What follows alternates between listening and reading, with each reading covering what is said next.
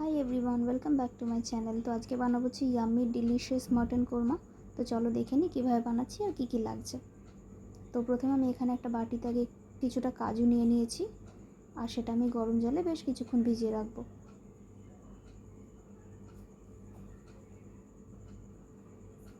আর এখানে কড়াইতে আমি একটু তেল দিয়ে দিয়েছি, সাদা তেল। তেলটা যতক্ষণ গরম হচ্ছে ততক্ষণ আমি দেখিয়ে দিই যে আমার ইনগ্রিডিয়েন্টস কী কী আছে। তো এখানে আমি 2 রকম পেঁয়াজ নিয়েছি, মানে জাস্ট একটা বেরেস্তা হবে আর কিছুটা। আর এখানে আদা আর রসুন আছে।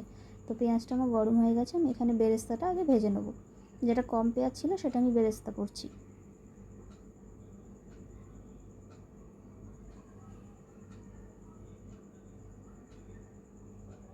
তো এখানে আমার বেরেস্তা হয়ে গেছে, এবার আমি একটা বাটিতে তুলে রেখে দেবো। তো এখানে আমার বেরেস্তা রেডি হয়ে গেছে। এরপর আমি মিক্সিতে যে গ্রেভিটা বানাবো তার জন্য কিছু আমাদেরকে পেস্ট করে নিতে হবে। তো চলো দেখে নিই। আমি এখানে প্রথমে দিয়ে দিচ্ছি পোস্ত, তাতে দিয়ে দিচ্ছি টক দই,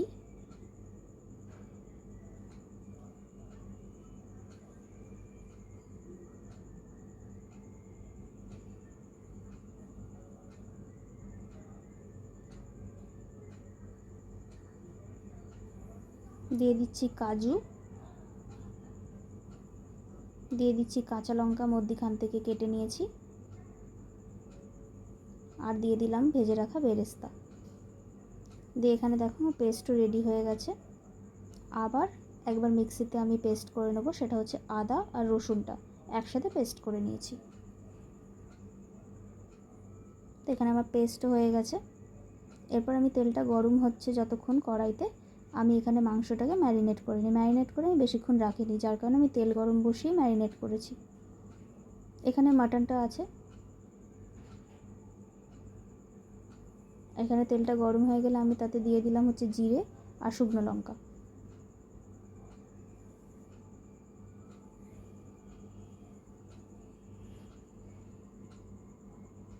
ফোড়নটা ভালো করে হয়ে গেলে আমি তাতে যে বাদবাকি যে পেঁয়াজটা ছিল, বেশিরভাগ পেঁয়াজটা, সেটা দিয়ে নেব।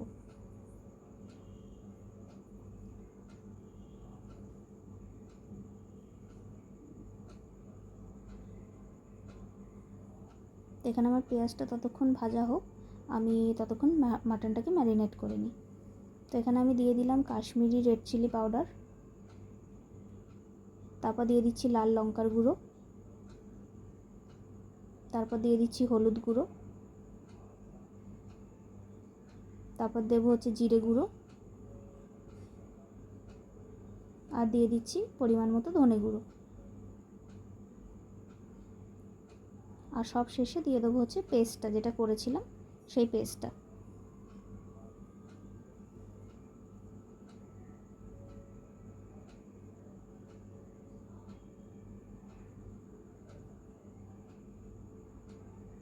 দিয়ে আমি এখানে হাত দিয়েই জিনিসটা মাখিয়ে নিয়েছি, কারণ মাটন হাত ছাড়া ম্যারিনেশন ঠিক জমে না।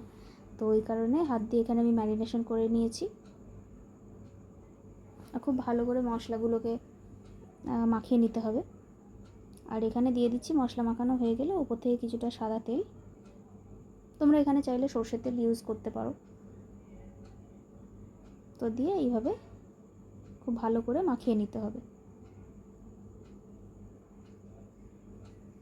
আমি মাটনটা ম্যারিনেশন করে রাখবো না, যার কারণে আমি পেঁয়াজটা বসেই কিন্তু ম্যারিনেশনটা করেছি। তো এখানে আমার পেঁয়াজটাও হয়ে গেছে। এবার আমি আদা রসুনটা দিয়ে দেবো। এবার আদা রসুনটার সাথে খুব ভালো করে ভেজে নিতে হবে যতক্ষণ না কাঁচা গন্ধটা চলে যাচ্ছে।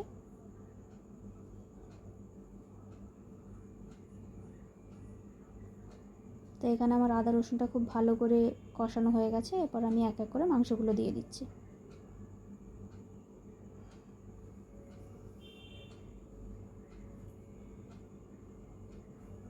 এখানে দিয়ে এবার আমি খুব ভালো করে কষিয়ে নেব। মাংসতে যেহেতু সব কিছুই দেওয়া আছে, তো আমাদের আর কোনো মশলা লাগবে না।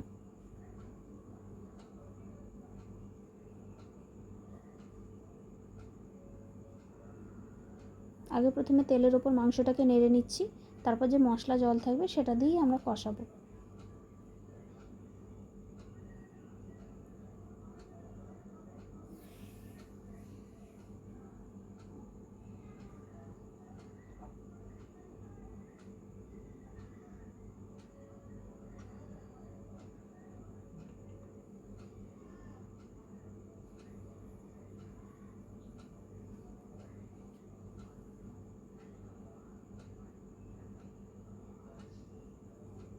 এটা কিন্তু ওই যেহেতু দই ছিল এবং ম্যারিনেশন করা ছিল তারই একটা জল ছাড়ছে, এটা আমি এক্সট্রা করে কোনো জল দিইনি, কিন্তু এবার দেব, ওই মশলা জলটা ছিল বলে সেটাই দেব, এক্সট্রা আর জল আমরা ইউজ করছি না এখানে। তো এখানে বেশ কিছুটা জল দিয়ে দিয়ে ভালো করে আগে কষিয়ে নেব।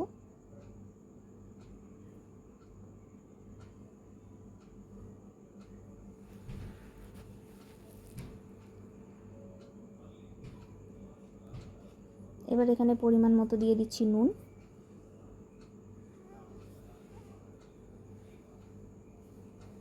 নুন দিয়ে ভালো করে নাড়াচাড়া করে নেব।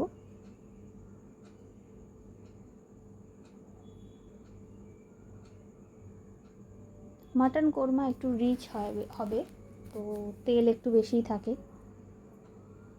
এবার আমি দিয়ে দেবো হচ্ছে চিনি,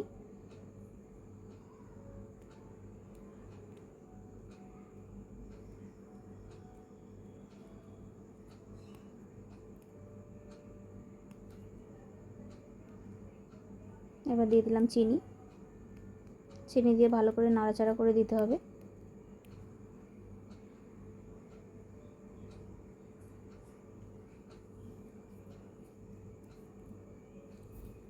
তো কালারটা দেখো কত সুন্দর এসেছে, বেশ মাটন একটু ভালো লাগে, লাল লাল ঝাল ঝাল একটু বেশ ভালো লাগে, মাটনে কালার এলে খুব ভালো লাগে। আর ওপর থেকে দিয়ে দিলাম গরম মশলা, ব্যাস। আর কোনো কিছুই, যেহেতু ম্যারিনেশনে সব কিছুই আমাদের লেগে গেছে, তো এখানে আর কোনো রকম আমাদের মশলার দরকার নেই। ওপর দিয়ে গরম মশলা, আর কেউ চাইলে নামানোর সময় তার আগে ওপর দিয়ে ঘিও দিয়ে দিতে পারো একটু। আমাদের এখানে প্রয়োজন হয়নি, কারণ জিনিসটা এমনিই খুব রিচ হয়ে গেছে, ঘি দিলে আরও বেশি রিচ হয়ে যেত, তো আমরা ওই জন্য ঘিটাকে দিইনি। এবার জাস্ট ঢাকা দিয়ে দিয়ে কষিয়ে নিতে হবে। জাস্ট কালারটা দেখো, আমি এখানে যে মশলা জলটা ইউজ করেছি সেটা কেন করেছি, যাতে মাটনটা পুরোপুরিভাবে সিদ্ধ হয়ে যায়। তোমরা চাইলে এই মুহূর্তে মানে কষিয়ে তারপরে তোমরা প্রেশার কুকারে দিয়ে দিতে পারো।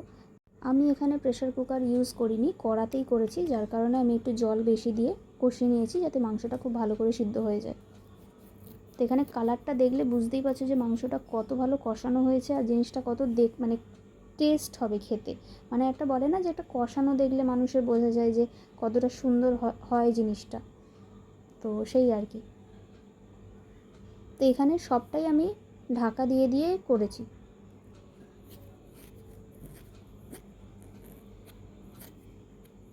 আর আমি একটু গ্রেভি রেখেছি, কারণ যেহেতু দুপুরের খাবার, তো একটু গ্রেভি না হলে খেতে পারবে না, যেহেতু কোরমা গ্রেভি হয়, কিন্তু মানে একটু ঝোল গ্রেভি আর কি রেখেছিলাম। তো ওটা অটোমেটিক্যালি তোমরা যদি গ্রেভি বেশি না চাও, অল্প চাও, তাহলে সেখানে তোমরা ফুটিয়ে নেবে, ফুটিয়ে নিলে গ্রেভিটা মরে যাবে। তো এখানে আমার পুরোপুরি সিদ্ধ হয়ে গেছে, জাস্ট নামাবো তার আগে একটু ধনেপাতা ওপর দিয়ে ছড়িয়ে দিয়েছি। আর ফাইনালি এই রকম জিনিসটা এসেছিলো কালারটা, তো জাস্ট দেখো কতটা অসাধারণ হয়েছে, পুরো রেস্টুরেন্টের মতো লাগছে না? তো এই রেসিপি করতে গেলে কিন্তু ট্রাই করতে হবে বাড়িতে অতি অবশ্যই। জাস্ট দেখো কতটা ইয়ামি টেস্টি হয়েছে, ডিলিশিয়াস মাটন কোরমা। তো অবশ্যই বলবো বাড়িতে একবার ট্রাই করো, আর কমেন্টসে জানিও কিরম হয়েছে। আর তোমাদের যদি ভালো লাগে একটা লাইক, শেয়ার আর সাবস্ক্রাইব করে দিও। আর যারা যারা কমেন্টস করছো আমার বাদবাকি রান্নাতে, তাদের অসংখ্য অসংখ্য ধন্যবাদ। Thanks for watching.